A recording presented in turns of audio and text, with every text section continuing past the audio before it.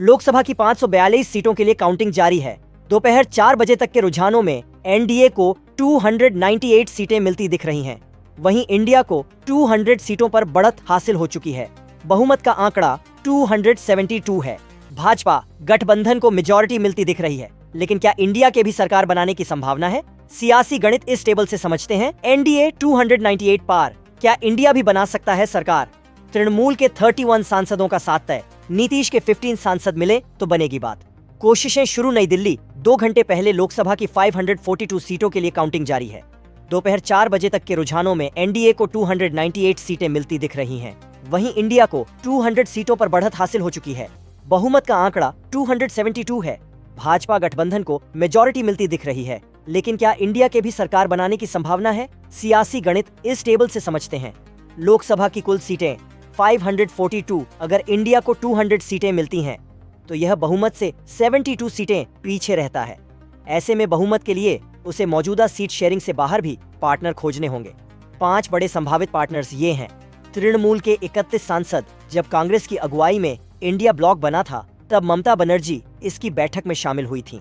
उन्होंने ही इंडिया के संयोजक के लिए कांग्रेस अध्यक्ष मल्लिकार्जुन खड़गे का नाम सुझाया था। हालांकि बंगाल में सीट शेयरिंग के मुद्दे पर तृणमूल और कांग्रेस के बीच सहमति नहीं बन पाई और दोनों ने अलग अलग चुनाव लड़ने का फैसला किया। इसके बावजूद ममता बनर्जी ने कहा था कि वे इंडिया के साथ हैं, लिहाजा अगर सरकार बनाने की नौबत आती है तो तृणमूल गठबंधन को समर्थन दे सकती है।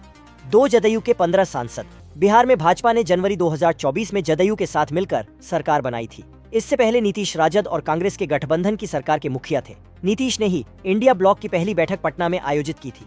नीतीश ने गठबंधन छोड़ा, तब भी लालू ने उनकी वापसी की संभावना जताई थी। ऐसे में अगर इंडिया ब्लॉक नीतीश को अच्छी पोजीशन ऑफर करता है तो उनकी वापसी हो सकती है। 3 तेलुगु देशम के 16 सांसद। आंध्र प्रदेश में भाजपा और तेलुगु देशम पार्टी टीडीपी साथ मिलकर चुनाव लड़ रही है। राज्य विधानसभा की कुल 175 सीटों में से टीडीपी को 130 से ज्यादा पर जीत मिलने के आसार है। वहीं भाजपा 7 सीटों पर आगे है। लोकसभा इलेक्शन में टीडीपी के 16 सांसद जीत के करीब हैं।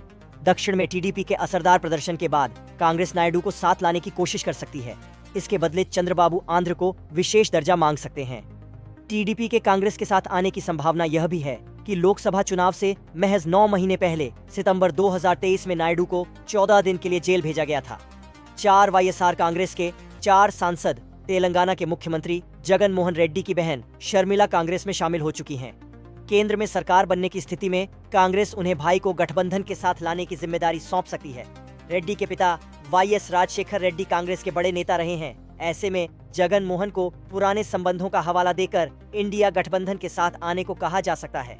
5 बीजू जनता दल के 1 सांसद। ओडिशा में 2000 से बीजू जनता दल की सरकार है। इस बार विधानसभा की 147 सीटों में से 54 पर भाजपा जीत सकती है, जो बहुमत के बराबर है। वहीं नवीन पटनायक की पार्टी बीजेत को 55 और कांग्रेस को 14 सीटें मिल रही हैं।